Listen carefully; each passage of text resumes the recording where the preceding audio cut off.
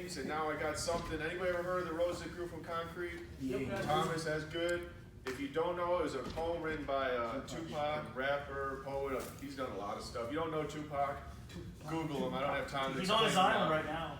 He's With what? Elvis. He's alive on his island with Elvis. Corey knows him.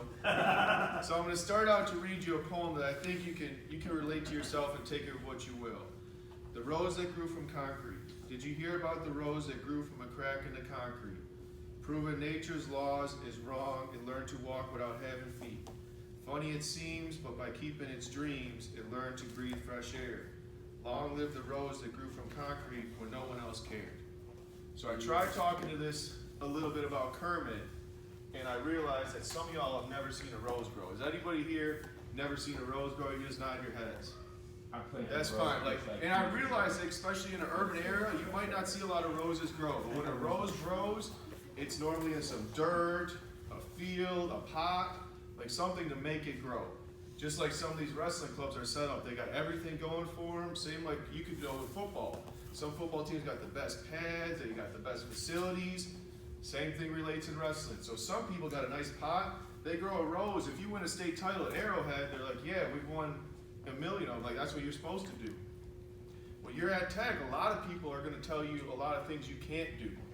And yesterday we're doing our mindset. This is where you get to be a dreamer. Because when a rose, it can grow from concrete, but it's very, very hard. It's very, very rare. That's why the state champions at Tech is very, very rare. But it is doable. So take that, put it yourself. If you put your mind to something and you surround yourself good enough, you can make things happen. Boiling water. The same thing, the same pot of boiling water that makes an egg hard-boiled egg, we all follow me, makes a potato soft. So you could be in this room, this is the boiling water, and how your mindset determines if you're an egg or a potato. You can get in this room, you could be hard, you can walk out, you could be one of the baddest people here, male, woman, or other. Or you could come in and get a little softer if you go through the motions and you're gonna end up being like a potato.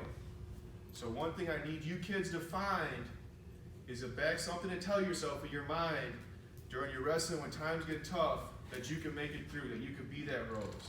So I went back and I thought about myself. What did I have when stuff got tough? And one of my teammates pointed out to me, this WTF up here, it doesn't stand for what the F. Maybe to y'all. To me, that was the white trash factor. They said, man, because I wrestle with mostly black kids and some whites and stuff. They when you get down and dirty, you got that white trash factor. I came from the south side of Chicago, and I represent, when we leave, like you represent sectional like 3. I'd represent, say, Shane Kennelly, Central Chicago. So I took pride in that. I was representing my city. You kids come from Milwaukee. There's not a lot of Milwaukee kids that make it out of here to represent their sports teams. Take some pride in that.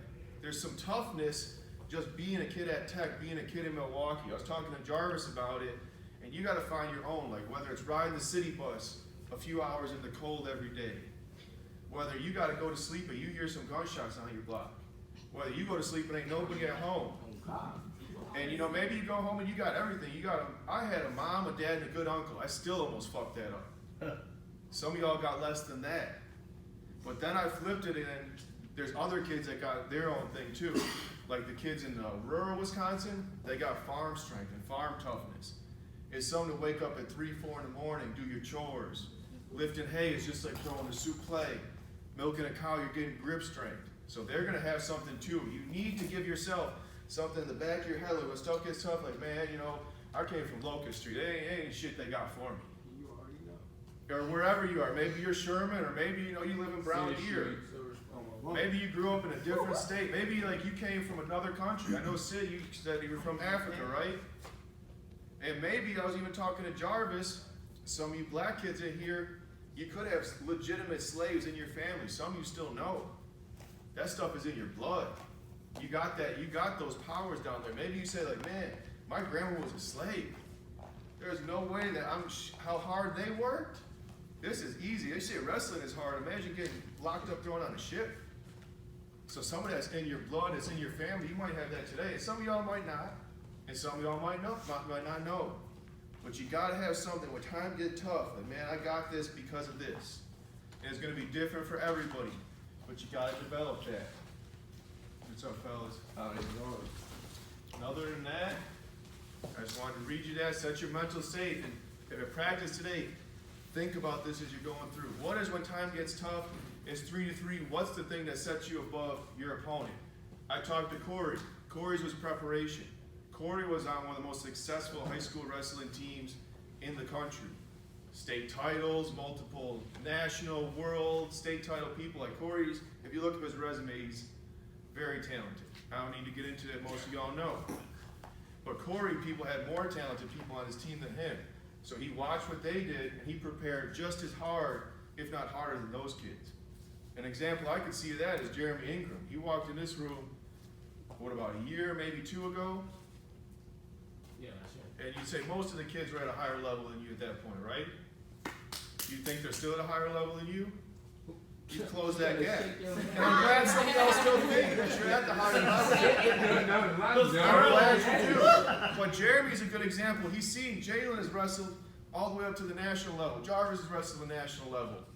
A bunch of other kids, Fred, Miguel, been state level kids.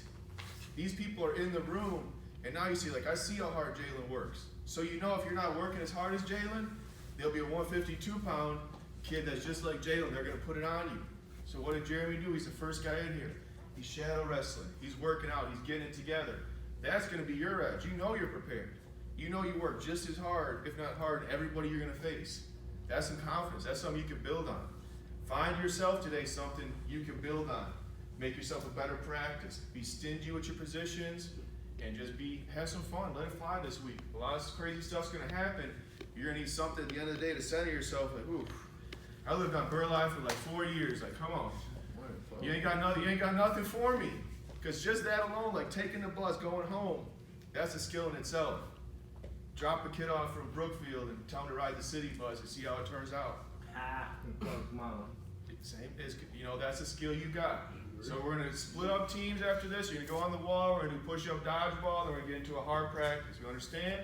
Yes, sir. All right, 1, 2. You know, if your shoulder